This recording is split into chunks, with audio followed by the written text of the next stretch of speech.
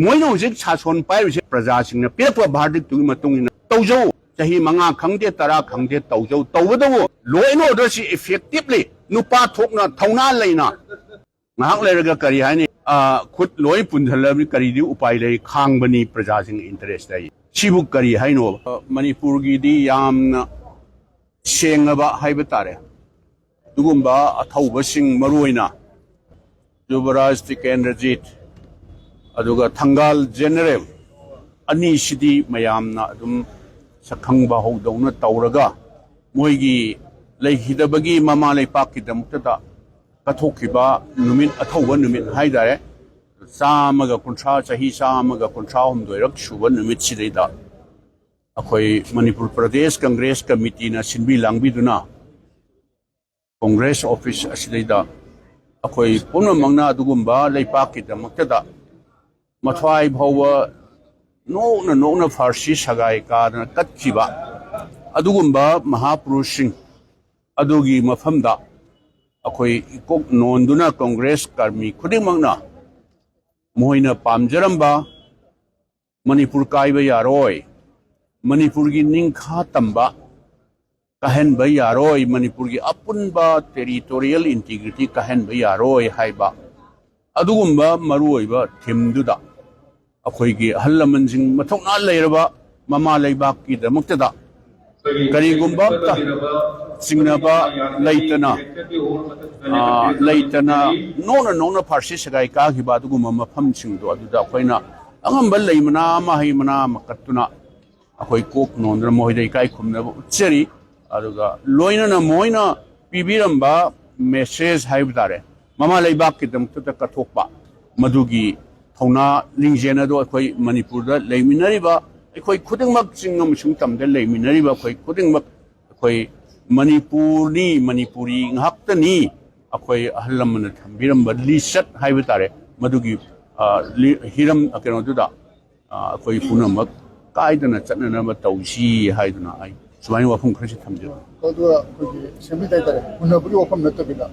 congress parliament matamda anoburi chute sembiramani adu masi administrative convenience natte political convenience ni oiba disikra yawena ngarang so opposition yawde ado apni ruling party maroina of the house pumuki ba betare masi matan kari madugi opposition ju yaudraba opposition yaudaba du khoi hana dum lepkhrabani maramdi leiriba sarkar se law and order haibasidi state ki subject ne mayam punamangna khangnarabani adu law and order si moi masana khangna मधुगी दायित्व लेना मोहय लेपाक की दमुक्तदा मोय law and order से शांति हंजरन से तौगदबनेबा मधुसु तौबा ngamdre पूरा total fail होरे ngahak lerga ama mohai ngahak le ama hai mitop changthalapane ne amu hai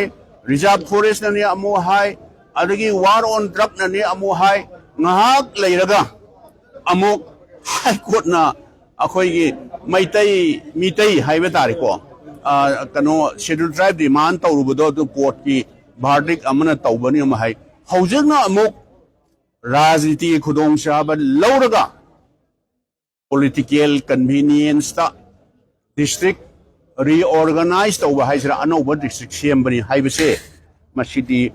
दायित्व लेतबा हाइबे तारे गवर्नमेंट हाइबसिदी अखोई खुदिंग खंगदमनी government आइसदी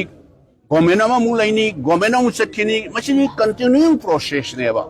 hana government na tawrambado akhoi hana government matamda yes boundary commission haigadra boundary adjustment tawna base masi committee ama semsi haidna akhoi cabinet decision lawramni cabinet decision lawgibado madu thabak poina wonthokpa haidi boundary adjustment haibsi district amaga boundary adjustment haibama adigi police reorganization haibadi khul ama khara nakpada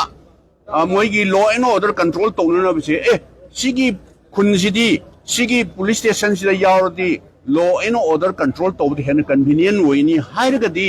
madugi police reorganization law and order si effectively control tawna ba police reorganization haiba ma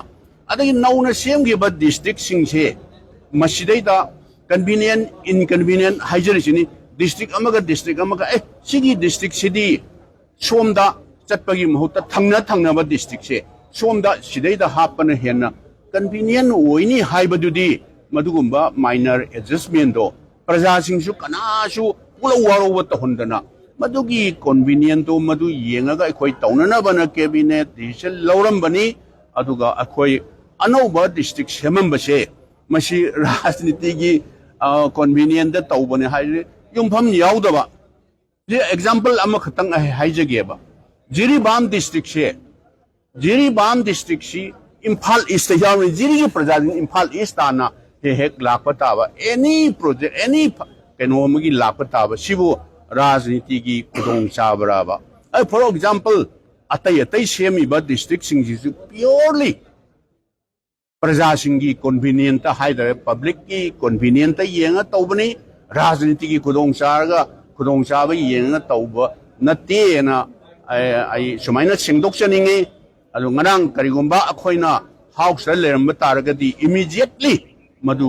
sengto amagadi yam nungai gadabani adubu praja singi manipur gi praja singi interest ta mani akhoina haijabadi manipur praja sing se karamba phibam da leiri kayam na ware every sector da kanagi sports da hairo culture da hairo economy da hairo every sector da manipur se totally collapse hoirabane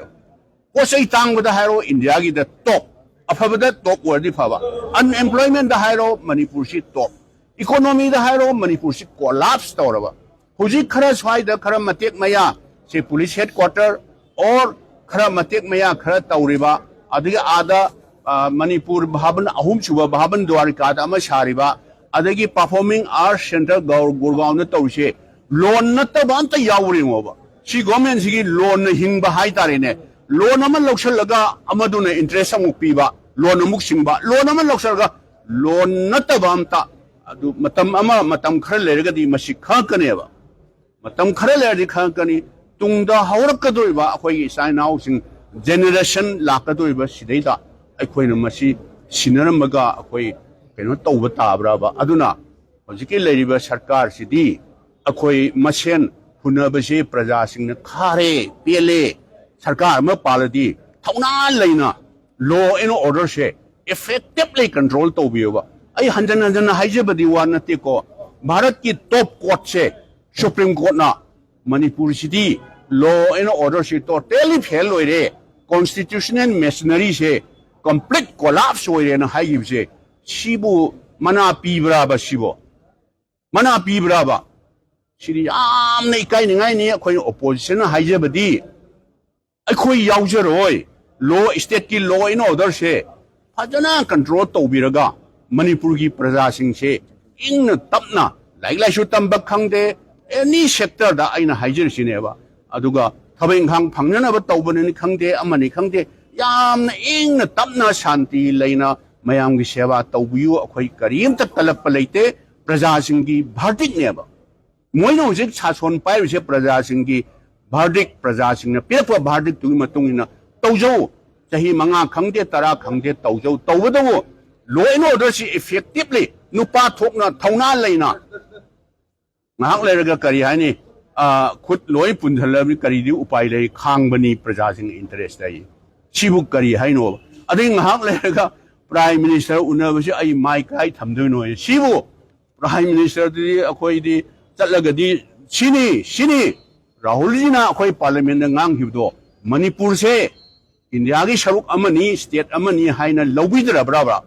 करिगिनो असुक सांगबा lingering तौद्रा मसे अखोई prime minister यामना उननिंगु बगी वान नचदेको prime minister से थात्रा वा फुर अबसे मोइगी any MLA अमतना मंत्री अमतना ऑर्गेनाइजेशन अमतना all including chief minister ngasi फावबा मणिपुर की इशू सिगी उनरगा उनद्रसु स्टेट सिना ngamni हायदि कंट्रोल तौबिरो यामना शांति नॉर्मल सिन से थोना हंजल हनबिरो हंजल अगा रिलीफ कैम्प द लेरिबा मयाम सिंह से मयुम दा कप्तन लाउन ले मयाम से हंजल हनबिरो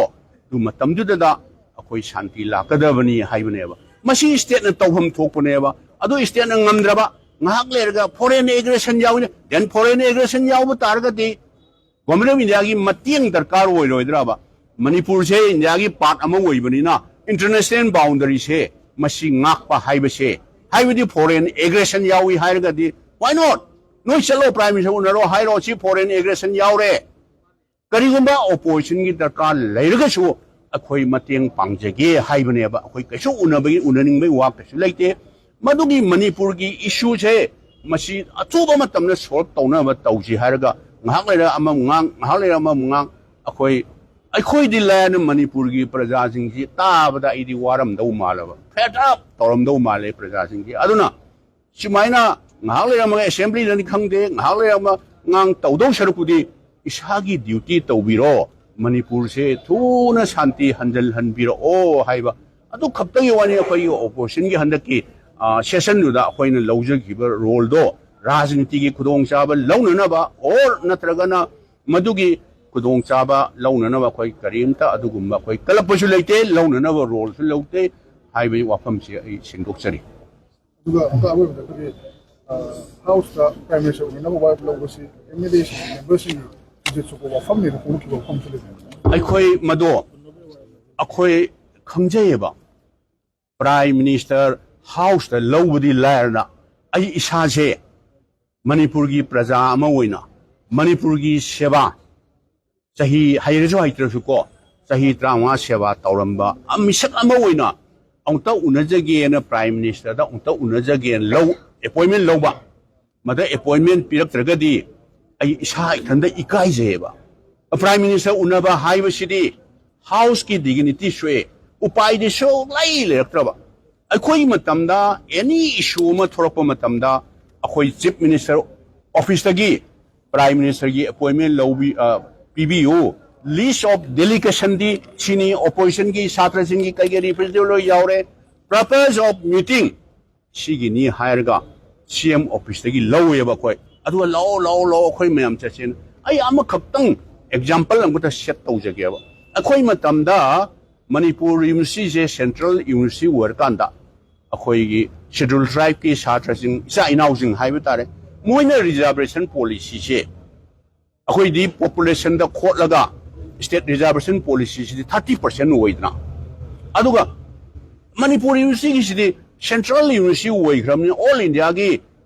central university mayam ji reservation policy si follow taweba ada akhoi na haibre su moi thajadraba adu di law prime minister unar chena dr manmohan singh hanagi prime minister matam da chhatra scheduled tribe ki chhatra sing sinau mayam pure honorable mla sing mayam pure adaga leader sing mayam purga ada dr manmohan singh da chatring idagi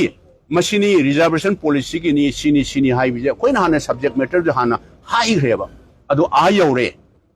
ga hatta manung de appointment pire law na chhatra sing mayam du pulap pusalaga magi conference hall da phamaga karino ibo binoina pami ba chhatra sing pami su karino sini wari ju lui reba central university woi khamne manipur university se center ga apun ba all india ge reservation policy du di 17% la 12 adu lang woi bani adu moina state population ge matung ina state di 30% woi madu ming chan ba thabak hapa madu adopt tawgadam ne na moina kanna khoida pressure tawre akhoina convince tawhon bada su ware aduna sar mateng pangbiu lakpani akhoina haire ba adu mana haire ba no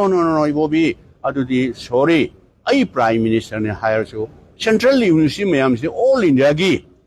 university grant commission ne UGC na lepani reservation gi hire any policy mayam je ai prime minister hoina ai khut thingdin manga moi adu di noi sau ga no na schedule tribe ki chhatra jing sinau jing hire si aduna ta ba noina kari mateng pangwa lei official jing jo mayam pulap phama me ba adu phama da official jing na sar akhoi tribal sinau jing gi sympathy se akhoi chu feel tawi aduna akhoi na mateng pangba ya ba se jingda schedule tribe ki hai tare ne lei ma phama ma de any ma phama ma da adu di state government na left se sunu choose so je sunu ma pham du cry di appropriate hoi do Indira Gandhi National Open University Center at Manipur na ana senapati da huji ama hangine madu torga chhatra sing ju pura pele akhoi mayam admai torga mission do success oi laki admai tawna tha trawa pharawa Manipur gi issues he state government na prime minister gi appointment lobby ro ꯑꯩꯈꯣꯏ ꯗꯔꯀꯥꯔ ꯑꯣꯏꯔꯒꯗꯤ ꯑꯩꯈꯣꯏ opposition ꯌꯥꯎꯅꯤꯡꯕꯒꯤ ꯋꯥ ꯅꯠꯇꯦꯀꯣ ꯉꯁꯥꯏ ꯇꯥꯛꯄꯤꯔꯤꯕꯗꯨ ꯆꯨꯝꯃꯦꯕ house ꯃꯗꯨꯒꯤ resolution ꯂꯧꯕ ꯍꯥꯏꯕꯁꯦ ꯍꯥꯎꯁꯀꯤ ꯗꯤꯒꯅꯤꯇꯤ ꯍꯟꯊꯩ ꯑꯇꯩꯗꯤ ꯍꯥꯎꯁꯅ ꯂꯧꯕꯗꯤ ꯂꯥꯏꯔ ꯑꯩ ꯏꯁꯥꯐꯥꯎꯕ ꯑꯦꯄꯣꯏꯟꯃꯦꯟ ꯂꯧꯕꯗ ꯄꯤꯔꯛꯇ꯭ꯔꯒꯗꯤ ꯑꯩꯁꯨ ꯏꯀꯥꯏꯌꯦꯕ ꯏꯀꯥꯏꯅ ꯍꯥꯏꯗꯣꯛꯇꯕꯩ ꯋꯥꯅꯤ ꯑꯦꯄꯣꯏꯟꯃꯦꯟ ꯄꯤꯔꯛꯇꯦ ꯑꯗꯣ ꯍꯥꯏꯕꯗꯨ ꯏꯀꯥꯏꯕꯩ ꯋꯥꯅꯦꯕ ꯑꯗꯨ ꯏꯀꯥꯏꯌꯦꯕ ꯑꯗꯨꯕꯨ ꯎꯄꯥꯏꯗꯤ ꯂꯩꯔꯛꯇ꯭ꯔꯦ ꯇꯧꯒꯗꯕ ꯃꯣꯏꯅ ꯃꯊꯧꯁꯤ ꯇꯧꯔꯛꯇ꯭ꯔꯕꯅꯤꯅ इज्जत हुंटोक्तना लेपाक्षिगी स्टेटसिगी इंटरेस्टा रिजोल्यूशन अमा लौसीना हाइना अखोई प्राइम मिनिस्टर ना ऑडियंस ओइबिरगा अखोई ग्रीवांसेस से मशीनी सी मतेंग पांगबियु समना हादि मणिपुर से अंत कनबियु ना हाइजेसेना हाइबे वानी अखोई इज्जत खंगी लॉरिंग डाउन तौबनी हाउस के हाइबदो अखोई लोइना खंगी उपाय दि लेरत्रबा तागदबा स्टेट गवर्नमेंट जिना तारकत्रबा तागदबा यूनियन गवर्नमेंट जिना तारकत्रगदि उपाय लेतरना उपाय थिरकबा हाइबे तारेने